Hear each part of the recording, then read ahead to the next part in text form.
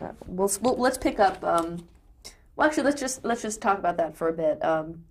Directing a series that has a consistent director, like you were the sole director on The New Adventures of Old Christine, and Cheers is pretty much Jim Burrows, and then a couple other people, versus a series with multiple directors who come in. What's the difference, do you think, in how you respond to the cast that way?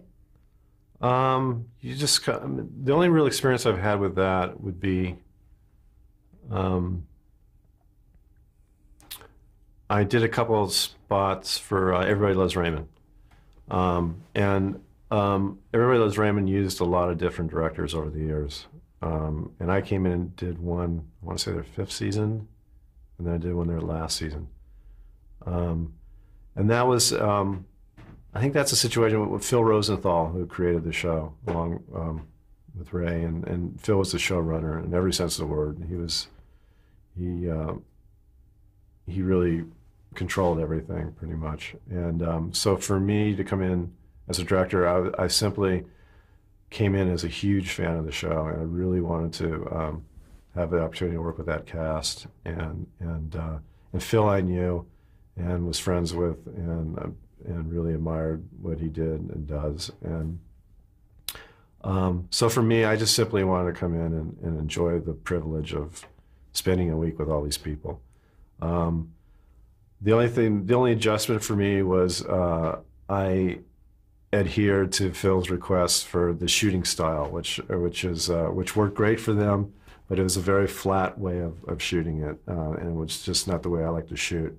So that was an adjustment. I mean, I snuck in a couple of things that, but generally, I completely did it. You know, I came in as a guest and completely did what Phil wanted, and to keep that look of the show that was working so beautifully for them.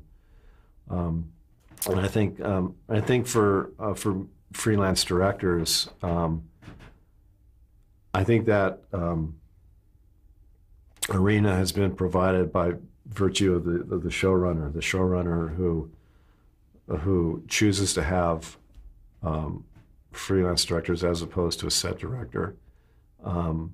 Usually that's because of the style of the way the showrunner likes to work. He likes to have, I guess, more control.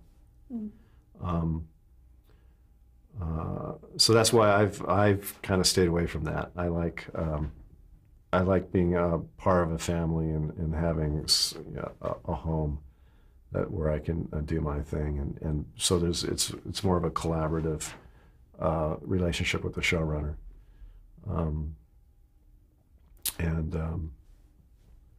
So yeah, that's always worked best for me. All right, well, talking about walking into a family, right? We are now up to Seinfeld. So this is a very successful series that has been on for, I think, 5 seasons before you came into it. Yeah. And so can you tell us how that came about? You knew Larry David? I met Larry. I did a pilot for Fox. It was called Red Hook, which later it was changed to Sammy and Friends. It was a script, a really fun script that I liked. It was written by a guy named Sam Cass, and he wrote about his neighborhood, Red Hook, back in New York. And it was something that it was different for me, being someone who was born and raised in Los Angeles. I thought it'd be kind of a challenge to direct something about a neighborhood in New York. And Lori David was the executive producer on it, Larry's wife, and so I signed on, and it was a troublesome pilot. We did some recasting and a lot of rewriting, and Larry came in to help with the rewrites. So I got to know Larry very quickly under sort of a pressured situation, which all pilots are really, but this one in particular. And so come shoot night, we did a lot of last-minute rewriting, and so I was with Larry till like 2 or 3 in the morning, finishing up this show where he really kicked in and helped out. And as we walked away that night, I was an enormously huge fan of Seinfeld. I was like so in love with the show, and it was like if there's ever a show I would dream of working on, it was Seinfeld. I was just blown away by it and by its style and how different it was, and just the way of doing comedy. It was like nothing. It was like nothing that I had ever seen. It was just more. It was more of a conversational style comedy. It wasn't set up joke like most sitcoms were in terms of a formulaic sort of style that came out of the MTM shows and things like that. Seinfeld, it was like, I mean, people always say it's a show about nothing, and in a sense, it was in terms of the joke telling. It was just two guys sitting around just having a conversation, and it was just it just seemed a lot more character driven than most shows. And it just really appealed to me. It felt like something different to do. So as we walked away that night, I just kind of jokingly said to Larry, if you ever need any help on that other little show of yours, give me a call. And he chuckled, and that was the last I saw of him. And about 2 or 3 weeks later, I got a call at home from Larry David, and he said, I've been thinking about what you said. And I said, well, what did I say? And he said, you sound like you're interested in doing the show. And I said, yeah, I'm interested in doing the show. I said, but you're kind of well set. They were in the middle of huge success, and they were just on the covers of everything, and it was just, the show was just amazing. It hit stride. But he said, I want you to meet Jerry and talk about this. I said, great. So I hung up the phone. I went screaming to my wife, Betsy, you won't believe who just called. So it was like a scene out of the show. We met at a diner. We met at Dupar's Diner, where the three of us are sitting in a booth. And we just started talking, and I got to know Jerry, and we hit it off immediately. And they're asking me how I worked, and I was asking them some questions. And we had a nice breakfast together. And Jerry and I ended up ordering the same thing. So, and then afterwards, Larry walked me to my car out in the parking lot and said, he liked you. I think this is going to work. And I said, what are you saying? I said, is this real? And he says, yeah, we'd like you to do the show. No, they had a director. They had a director, Tom Chironis, who did an amazing job. And for whatever reason, they wanted to make a change. And I wasn't going to complain. So, but they ended up hiring me. They hired me for 6 episodes, just a probationary period, make sure I liked it and they liked me and everything would work out. And thank God it did. So I found myself, I just made this glib little comment at 3 in the morning one night, and 2 months later I was hired to be the Seinfeld director. You never know. You never know. Sometimes those glib comments work. Can you recollect that first experience? What episode was it, and what happened when you got to set? Yeah, it was episode number 86. It was called The Chaperone. And the story was Kramer takes on this young woman who's in a beauty pageant, and to train her and nurture her and show her the steps, show her the ropes. And I remember walking on stage 9 at CBS Radford that first day, and sitting at the table for our table read. And I'm sitting at the head of the table, Larry David's sitting next to me. And then there's Jason Alexander, Michael Richards, Jerry Seinfeld, Julia Louis-Dreyfus. And I'm going to conduct the table read. And I just remember just before I turned the page, I started having a little panic attack. I just couldn't believe that this was real. I was just so excited and nervous,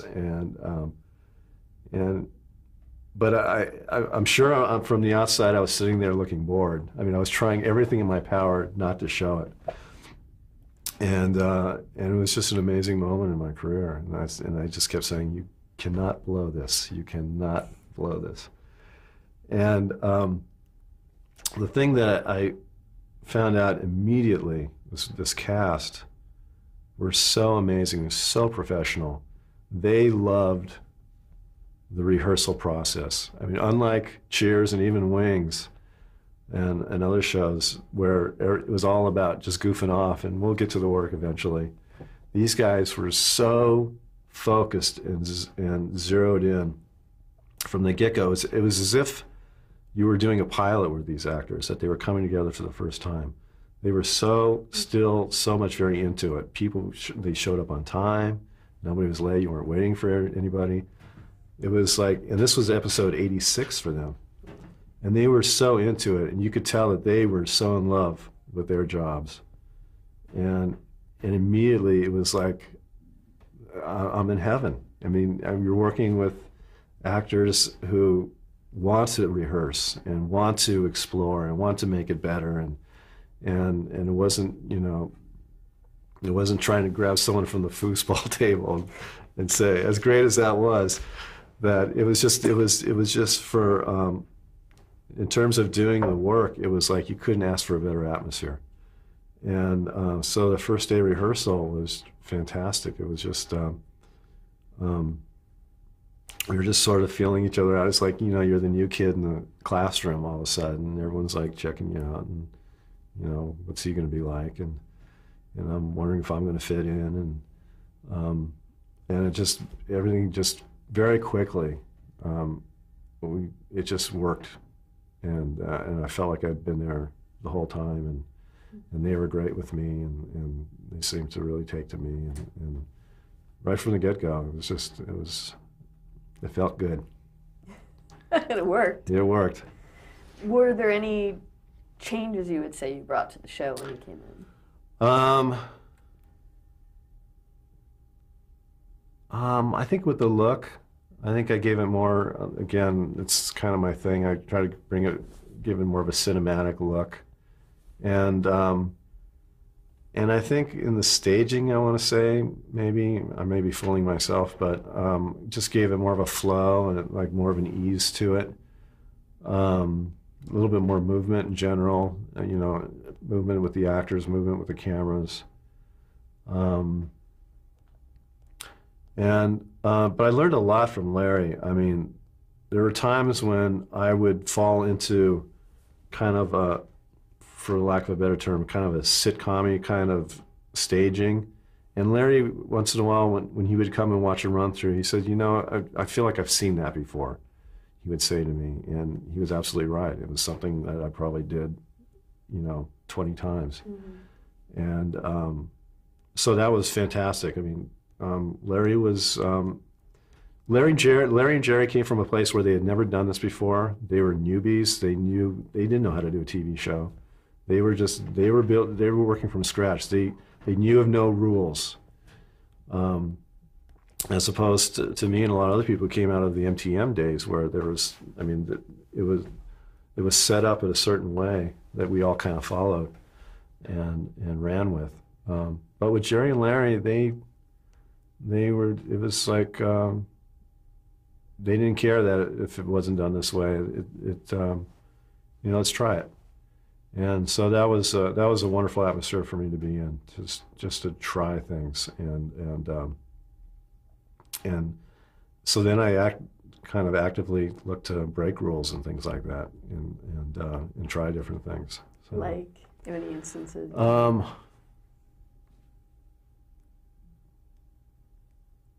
When Jerry talked about with the toilet shot, was that really happen with the camera and the? Yeah, there was. Just in terms of visual storytelling and just having more of an opportunity to visually be comedic.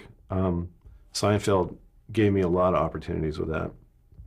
We shot one show. It was called The Pothole, and there was a scene where Jerry's over at a girlfriend's place and he spent the night, and he has to brush his teeth, and he goes to brush his teeth in the bathroom, and he accidentally knocks this girl's toothbrush into the toilet. And in rehearsing it, Jerry he kind of accidentally knocks it over, and he looks over and he just gives this great reaction. And there's the normal way to cover it, which would be a profile of him looking down in the toilet and reacting. Mm-hmm. But I said, how great would it be to see that his face through the toilet bowl of water, the toilet bowl's POV. And so things like that I would look for in on the Seinfeld show. If I had the time, I could do those shots instead of the standard way of doing, at Cheers or a Frasier, where it's all the camera's out front and, it's recording theater. With Seinfeld, you could do more cinematic things. So we constructed this shot. I had the guys. I got the camera down on a hi-hat, and we boosted. We carved out the bottom of the toilet, put in a glass bottom, and lit it, and we put the camera up, and we had the toothbrush drop in, and we had to do a few takes of that because it had to drop in the right spot, and then have Jerry come in, because I kind of wanted to try and do it on one take. I ended up cutting it up in the editing room, but it would have been fun. It seemed funny to me to see the toothbrush drop and then to see his face appear over it and give this wonderful reaction. So we did a few takes of it, but it took a while to construct that shot. It only lasts 2 seconds, but we spent about 4 hours on it. We had time to kill that day, apparently, something which we never had. But that was that's an example of fun stuff to work with. And we were working at the Radford lot, and Seinfeld, the show, it was scripts were very long. Most sitcom scripts are 40 to 45 pages. We were 55 to 65 pages, and just a lot of little scenes and a lot of sets. So we were constantly shooting out sets and building new sets overnight within the same week. So it was a constant turnaround, and we were going outside to our New York street, and using that day and night, and we used every inch of that place. And just the Radford lot in general, we used every little nook and cranny we could get away with. One of the office buildings we used as Yankee Stadium. There were some trailers out back that we used as Del Boca Vista down in Florida, the retirement community. There was a small piece of grass that we used as Central Park over and over again. It was just a small little 20 by 20 foot area that we used as Central Park. So those were challenges, trying to make this little piece of earth look like Central Park. And I remember one shot that was really fun. It was an episode called The Rye, where Kramer has a hansom cab. He's the rider, and he takes George's in-laws for a ride. And we put snow in this we built a real fancy a replica of a park light. And there was a tree there, and we put in some snow, and I got a crane. And I had about 15 feet to work with, but I start on this lamp in the snow, and the hansom cab comes in with these horses, comes in towards the shot. And it worked beautifully. It was like you felt like you're in the middle of Central Park, even though if you were to step outside the camera and look around, it was probably about as big as this room. So it was fun finding little nooks and crannies like that and create these visual elements with a show like Seinfeld. It was great just to be able to do these fun little. We got to break out toys and cranes and Steadicam and all this kind of stuff, which back in the mid-'90s, those things just didn't happen on comedies. They do all the time now. Most comedies now are single camera, but back when we were doing Seinfeld, we were kind of the lone wolf. Right. So it was fun. Now, Jerry and Larry came from a live stand-up background, and now you'd been working in television for a while. Was there any kind of your sensibilities or directing style or notes that you perhaps gave them, or a little spin you put on the show, do you think, that shifted in the years that you were directing? That maybe was new to them, or? I don't know. That's a good question. Wow, that's a very good question. Perhaps the pacing was the pacing is one thing I know that was talked about. Yeah, the pacing, I was always working on the pacing. That, as the show grew and got busier and a little crazier, the pacing got much more so. When you look at early Seinfelds, the pace is very slow, It's basically long scenes with, you know, people just talking and there's nothing going on. And by the time I got there, it had evolved into a whirling dervish. I mean, there's 4 different stories going on, and somehow they all connect at the end. And it was a sight to behold. I mean, there were a lot of 1, 2, 3-page scenes, as opposed to long, rambling conversations. So it just became.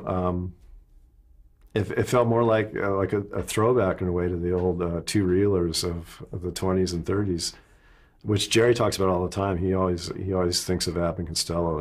That was a big influence on him, and when he and Larry put this show together. So it was you know, working on pacing, but also keeping it real. So it didn't. I mean, the situations themselves were cartoonish enough. So I always wanted the performances to try to maintain reality and keep alive that conversational tone that they had set up when the scenes were slower and longer. Still try to keep that up even though it was more paced up, because you didn't want it to get too big. So you wanted to find that balance.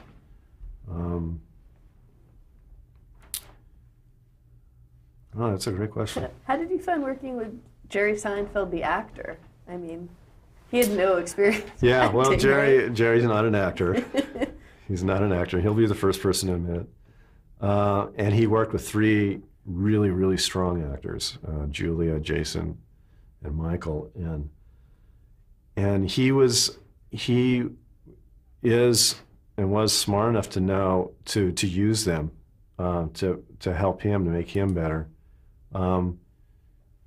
Because he would always think of, like, you know, he would call to mind like Jack Benny, and, you know, and Benny was no actor, but he would surround himself with actors, and, you know, and George Burns, the same way Burns and Allen, you know, he knew that these guys knew how to do it, and he picked up on that and emulated that, and but he got better. He just got better and better and better, and he got to the point where he was doing as fine work as the other 3 by the time the show ended. But you know, it was always challenging for any of us who were watching these shows and rehearsing the scenes not to laugh. And it was always great to watch Jerry. You could just, in almost every Seinfeld episode, you could see Jerry trying not to crack up, but that was all part of the charm of it. It was just wonderful to see that. But yeah, I tried to work with him a little bit as an actor and try to help him, give him notes and little tweaks here and there. Did he take any? Yeah, and they all did. You know, I was always there to help. I never wanted to hurt things. I never wanted to say things just to say things. I always wanted to make sure that just for the sake of clarity or nuance or whatever, that's where I would step in with these guys. But otherwise, they brought so much more. I mean, the scripts were great, but they even brought more to it. I mean, Julia especially. Julia, on the page, it's a straight line. There's nothing funny about this line, but the way she would deliver it, she would make it funny. You don't expect a laugh coming from this particular line, but the way Julia would perform it, she was constantly amazing all of us. Did they ad-lib at all in that show? No, not really. Once in a while, during the rehearsal. That was the other great thing about doing the show, was having Jerry part of the cast. He was also the head writer along with Larry. So if a scene wasn't quite working from what was on the page, we would, you know, come up with stuff. We would do a couple little tweaks. Jerry would come up with a line or 2 to fix it. So we didn't have to wait for the writer's run-through to come down or for Larry to come down to make fixes. We could try stuff along the way. We had the freedom to do that because Jerry was one of the writers. Right. So that was great. So in terms of ad-libs, there would be a lot of times there'd be happy accidents where something, you know, that hadn't been planned. Like Jason was great with happy accidents. Jason always would find stuff. There was we did one scene, and this involved a guest actor. I forget what episode it was, but Kramer and Newman are out in the world, and they're lost. I think they were driving in Newman's postal truck and it broke down or something, but they're lost. They're out in the woods, and they come upon a farmhouse. And there's a farmer and a farmer's daughter. And the farmer's daughter and Newman become heavily attracted to one another, and there's a lot of sexual tension as they're sitting around having dinner, eating mutton, I think. And so one thing leads to another, and Newman and Kramer are running out with the father chasing with a shotgun. And the actress runs out and is supposed to yell out, Newman, come back, Newman, don't go. And this actress, just by pure accident, said, Norman, don't go, Norman. Norman. And she kept saying Norman, and we used it. It was one of those happy accidents. It was just like fun. I remember that. Yeah. So just little things like that. It's just always fun to bump into, and it was just a scenario on that show where it was always kind of ripe for those things to happen. Yeah. You said something earlier about watching Laurel and Hardy and wondering why the tragedies that would befall them were funny to you. Right. Now on Seinfeld and later Curb also, but Seinfeld I'm thinking of like The Invitation, some of Larry David's darker episodes. Right. You were dealing with dead people, but Right. still you were able to keep it light. Yeah. How does that happen? I mean, can you talk a bit about that? About how is it the challenges of a director dealing with a subject matter that's really dark? Right. That's tough. You just kind of play with it, and that's the beauty of rehearsal. That scene where the doctor comes out and tells them that she's dead, and the guy's reaction to it, and they're all stifling, surprise, relief, but having to play the tragedy of it. And it was just a fine line, and it was one of those lines that we played with. Jason had a really tough time and really leaned on Larry for help because George was kind of Larry's character, and I remember George and Larry and myself and Jerry, we kind of huddled and we kind of went through it, and because Jason was having a tough time trying to ride that line that you were talking about, and we just did a bunch of takes of it, and Jason did different levels of it, and there was one take in particular where he got it just perfect. It was just perfect, and it's a dance that you have to do, and it's you do your best to help the actors try to find it, but it's something that the great mystery of comedy is I don't know if anybody can explain it. No one knows why these things make us laugh, but they do, and so it's a constant experimenting, and especially with something dark like that, it's a fine line between laughing at it and going, "Ugh, that didn't work," So, but with these actors and Larry's words, it was it never ceases to amaze me what they accomplished. We're gonna break right there. Okay.